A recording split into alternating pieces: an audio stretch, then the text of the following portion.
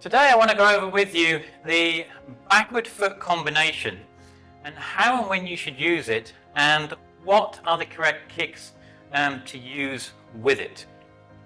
And if you want to know a little bit more about this basic foot combinations and how and when to use them, I've put some links below in the description, so go check them out.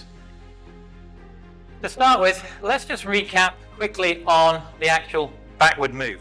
The backward move, as we know, is used to create distance from you and the opponent. So we've ended up that we've got too close to our opponent, our attacker. Now, what we're wanting to do, the backward move, is to give us distance so we can then utilize whatever kick we want. So let's remember the main point now. From there then, we've moved back. We then have two choices because we have two legs. We've got the front leg or the back leg we can then utilize.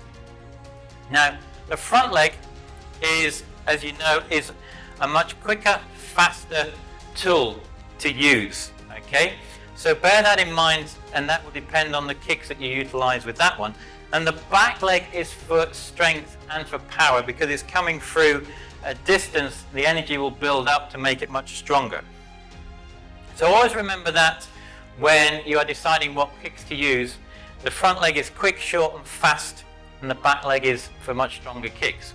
Now the other thing also to bear in mind is we also then have different heights.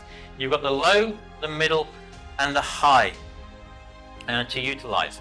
And when we're in sparring, the main areas you can only go for are the middle and the high points. You're not allowed to go for the low kicks. The low kicks are mainly there for if you unfortunately ever find yourself when you're having to do self-defense. That's the area you would utilize for low kicks in this situation. So let's have a look at then the legs. If we've moved back, we've got the front leg first. So from here, we've moved back. We've got the front leg. But we want to move back just enough to still allow us to have that distance for the actual front kick. So from here then, all I want to do is move back and kick like so.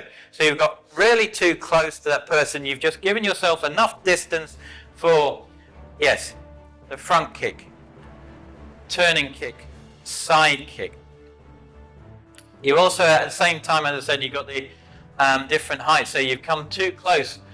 You've got to move back and front kick, turning kick. Now the side kick you wouldn't really do to the face. The side kick is a kick here. So I'm come too close, I've come in, I've kicked. The side kick is to make that opponent bend down. You've hit them in the stomach, they've bent down, you can then come back through with some type of kick onto the head. Well, the side kick is also used to push your opponent away. You want to push them away to give them distance between you and them to allow you then to come in and attack them with another kick because they've gone further away. So they're the main basic kicks. Now, yes, you have some slightly more advanced kicks.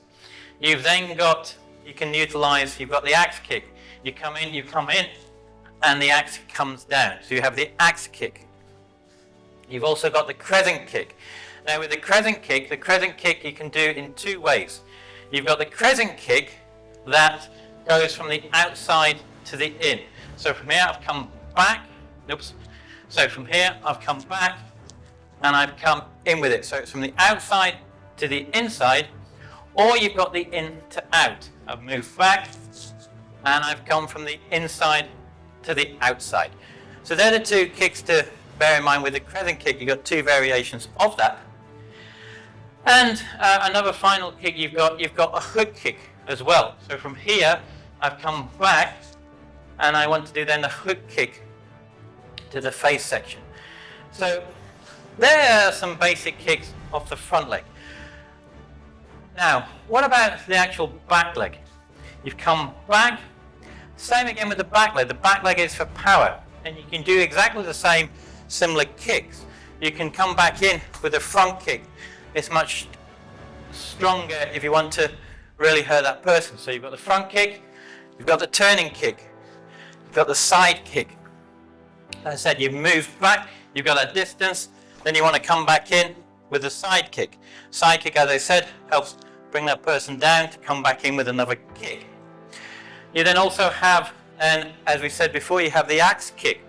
So from here, I've come back, I've got my distance, I want to come back in within the axe kick, come back in and down with the axe kick. You also then have the other ones which we mentioned before, crescent kick. Got the crescent kick coming from the outside to the inside, or from the inside to the outside. I've come too close, I've moved back, I've got the distance, I can then come back in with the crescent kick from the outside to the in, or I've moved back. Excuse me. Now, yes, you could do a crescent kick from the in to out, but from here, the dynamics of the actual move itself, it depends on what's happening with that other person. I wouldn't always recommend that. It's easier to do a crescent kick from the out to in on that side. And the other one, as we did before, we've got the hook kick. So from here, I see that person, I really want to take that person, hit hard on the head.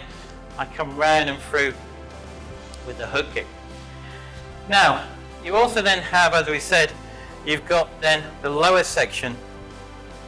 So from here, I've come back, I've moved, I've got my distance.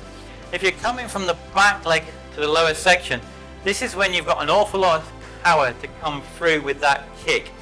And you can do a side kick. So from here, I want to get away, I'm coming in, but I really want to come back and do the side kick. A side kick is really strong and powerful to really damage and hurt that person's leg. You've got the side kick. Turning kick, I'm too close, I've moved back, I've come back in with a turning kick. You also then a slightly more advanced self-defense technique. I'm too close here, I've come back, but I want to come back in because I'm more comfortable with the distance. You've got what's called like a hook kick to help grab and take that person down. So you have the kicks are very similar on both sides, where you've moved back with that backward move, similar to the forward move, but it all really depends on what's happening with your opponent, will dictate what actual moves and kicks you would then utilize against them. So I hope that helps. I hope that gives you some ideas of what kicks to use. And yes, you can utilize many other main different ones, but there's some just basic ones for you at the moment in time. Now, below, in this bottom left-hand corner or top, is the next video on foot combinations for you to go and learn and practice. So go check it out. And as always, until the next time, Gam Sa Hae Ni.